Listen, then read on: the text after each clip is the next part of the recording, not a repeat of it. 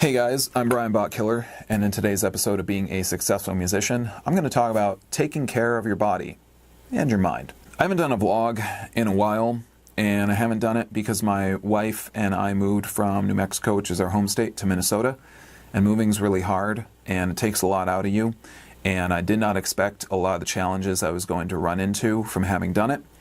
And one of the big challenges I did not expect to run into was that it was really going to test my body physically and mentally at the same time and show me how these things come together in a lot of ways to help and hinder me depending on how it is that I look at it and what it is that I'm going through. So in this video, I'm just going to talk really, hopefully briefly, about why I think that we as creative people need to take care of our bodies and our minds in order to be able to continue to create great art. So last year in 2017, we lost two great musicians. We lost Chris Cornell and we lost Chester Bennington. And those two musicians, from what I know, their deaths came very much from the fact that they had dealt with depression for much of their lives. And this is something that a lot of musicians and artists and creative people deal with, is depression. And a lot of people deal with it in general, and it oftentimes goes untreated, and there's not a whole lot of help for it, things along those lines. And I think that's unfortunate, because I think that these kinds of things can be helped. And when Chester Bennington passed away, I definitely had this thought that, man, I should really do a vlog about self-care and about mental health care for musicians and artists. And I had this in my brain, and then I moved. And moving was really hard. And it took a lot out of me.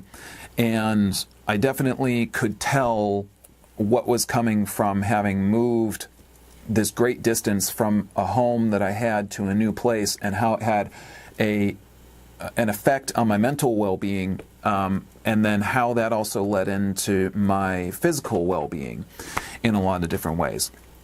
And I didn't expect a whole lot of this, especially because I'm usually just going all the time. I'm running a business, I'm playing music, I'm doing all of these things, and I didn't really think about a lot of this kind of stuff. And then I kind of was really forced to think about it because I made this move, because a whole lot of things changed in my life.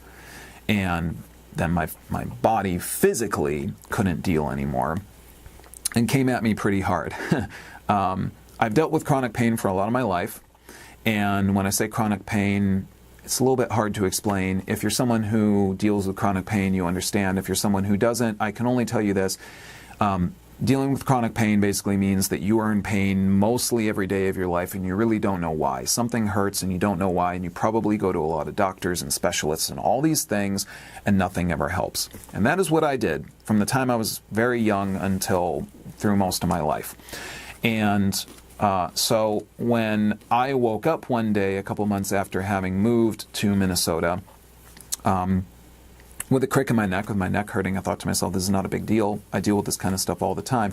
When that pain turned into a pain that went all the way through my right arm and incapacitated me to the point that I could not play the drums, and I could not work, and I could not eat, and I could not sleep, and I couldn't do anything, then I really started to wonder what the hell is going on with my body. I joined a band very soon after coming here to Minnesota. I was playing the drums, and I joined a really cool band called the Bloodies. I was really psyched to do that. And suddenly I couldn't play. And I also couldn't work, which for a self-employed person is kind of a death knell. It's a bad thing when you can't work and you're self-employed, because it basically means, well, you literally are not going to get any money. There is nothing to fall back onto. So that hurts the mental part of things, and because the physical is hurting. But the mental part definitely was contributing to the fact that I was in a lot of pain in one way or another. Because again, I really didn't know what I was going to deal with having moved from the place that I grew up to moving to another state. And it really had a great impact on me. And I had to really think about it. And I was starting to think about it a little bit when all of a sudden my body just started to retaliate against me, basically. And I tried to do a lot to take care of it. Nothing was really working. Doctors weren't helping. Massages weren't helping. Nothing was helping. Finally, I saw a chiropractor named Dr. Mo at Mo Body Works out here in Minneapolis, and she basically saved my life, and I was really lucky. But what she said to me was that A, I have a lot of things that have been going on in my body for a long time that need to be approached, and B, I couldn't play the drums for about 4 months. I was pretty darn depressed. There's the mental thing again. I was like, what? Okay, what am I going to do with this? I can't play the drums for 4 to 5 months. What the hell am I supposed to do with that? And I couldn't do it because, in theory, I would end up hurting myself again, and I would repeat this process of having to try to heal. So for a while, I had to say, okay, I'm not going to play, and I'm going to focus on how I get better. So I had to think to myself, how do I get better? What exactly do I do? And then I started to run through this whole thing again of like, what is this whole thing of the expectation that artists are, what's the tortured artist thing? Why is this a thing? Why is it that you're supposed to be a tortured artist in order to make great art? And I really ran it over in my head a whole lot. I thought to myself, like, is this really the case? Is that, like, do you need to be a tortured artist? Am I not going to make good art if I'm not a tortured artist? And I thought to myself, I haven't really been a tortured artist. Most of my music is not about things that are happening in my life. It's about things that I see happening in the world and ways that I respond to that. And I was thinking to myself, okay, does that make me not a great artist if I'm not a tortured artist? No, it definitely doesn't. And it really led me to realize that you don't have to be a tortured artist to make great art. And you don't have to be in pain. You don't have to be living in the muck of it and also that kind of stuff in order to make art. But I think all too often there's this expectation that we do. And then there's the mental thing, right? And the mental thing comes into play with the physical thing. And it all ties together, you know. And you can be hurting in your head, and you can be causing pain to yourself physically as a result of that, as a result of trying to turn off the pain that you're dealing with in your head. And a lot of people do that. And I've known a lot of people who do that who are creative people. And it's really destructive. And that's why I think we need to end the stigma of being a tortured artist, and we need to end the propagation of the thing that you're supposed to be a tortured artist, and we need to end the stigma behind people who are creative people talking about what is happening in their lives and being able to actually be real about it in ways that is not just through their art, because your art doesn't have to be your therapist. And it can be, and it certainly helps in its own way, but I don't think that your art should be your therapist all the time. There are other ways to be able to get that stuff out of your head that are not just your art. And it doesn't mean that you should stop putting any of that into your art, because that stuff can certainly help, but it is to basically say that there are things to think about here when it comes to how it is that you are taking care of your brain, which then leads to taking care of your physical body, and etc. So I really kind of want to try and put the tortured artist thing aside, put it away, you know, in some way or another. And what that comes down to is, again, we need to try and take care of ourselves as creative people. We need to talk to people about what is happening in our lives. It's okay when someone says, "How are you doing?" to be able to respond with, you know, some things are not great, and here's what's going on. People can listen to those things, and you can talk to people, and you don't have to just go on just Facebook and rant about something and think that that is going to lead to things being better, because most of the time it really doesn't. So what I'm saying here is to take care of your mental body, to take care of the mental side of you. Talk to people, talk to friends, talk to family, talk to somebody. There are ways to be able to get help for these things and not have to only try and pour this into your art and be a tortured artist. Please do that, because if you do that, I think that can really help. Again, how many musicians and artists have we lost to depression and various other things, and we think to ourselves, that is so sad. If this person could have been around for so much longer, how much more great work could they have created? And the answer is generally probably a lot. But we look at all these great artists we have lost over the years to this tortured artist thing, and I don't really like it. And I'm not going to say that I have the answers here or anything else. I'm just going to say that I think that we can help each other out, and people can help each other out by listening, by taking part in one another's lives, by being a part of things beyond just absorbing your art, or you're just trying to have other people absorb your art and interact with you and all these kinds of things. That's basically all that I'm saying here. So that's the mental component. And, some of the other ways to be able to take care of that are also that, obviously there are options for being able to get therapy, for talking to people. There are low-cost options for therapy. Maybe your insurance covers that. That'd be great. Mine doesn't, but maybe yours does. There are sliding scale therapeutic options. There are online options. You don't have to go to a therapist. Again, you can talk to people. There are a lot of things that you can do out there to be able to take care of your brain. All I'm saying is explore them and consider them because they can really help you. So that's the mental part. The physical part, where does that come in? I'm not a doctor, I'm not a dietitian, I'm not any of these things, I'm not a physician, so I'm not going to tell you that I have the answers to any of these things, but what I am going to tell you is that when it comes to being a musician and being someone who has to run around all the time, move a bunch of heavy stuff, be stressed out about getting to gigs, play gigs, move more heavy stuff, and then repeat the process, I can only tell you that somewhere within there, give yourself some time to try and take care of your body.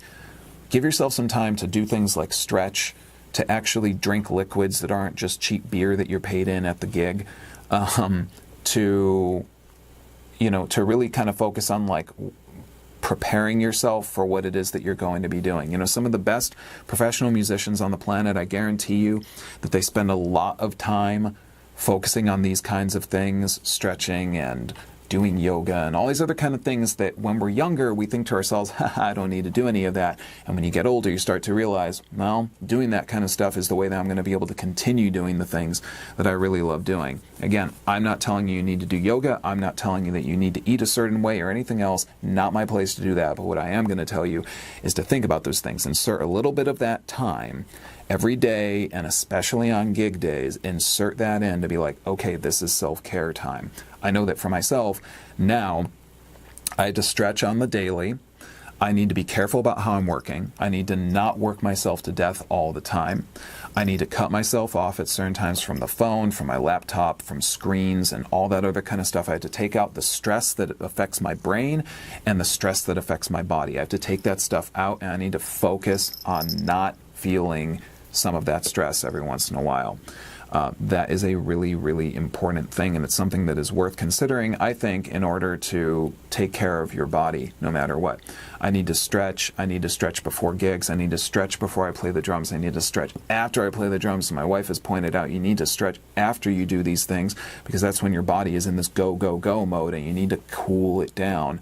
So there's a lot of things to take into consideration. And where do you find resources for all this kind of stuff? Well, luckily, again, there's a ton of really great resources.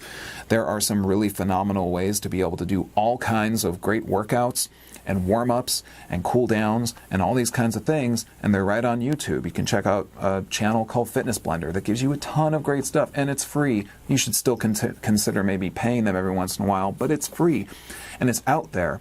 And there are many simple stretches and things that you can do for yourself, and it doesn't take a whole lot of time, but if you do it, you can really extend your longevity on this planet, I think. And also, I think it can really help your playing as a musician. It's definitely helped me to focus on these things because I feel like I don't wear myself down as much when I'm playing now, because I am back to playing the drums, which I'm really grateful for.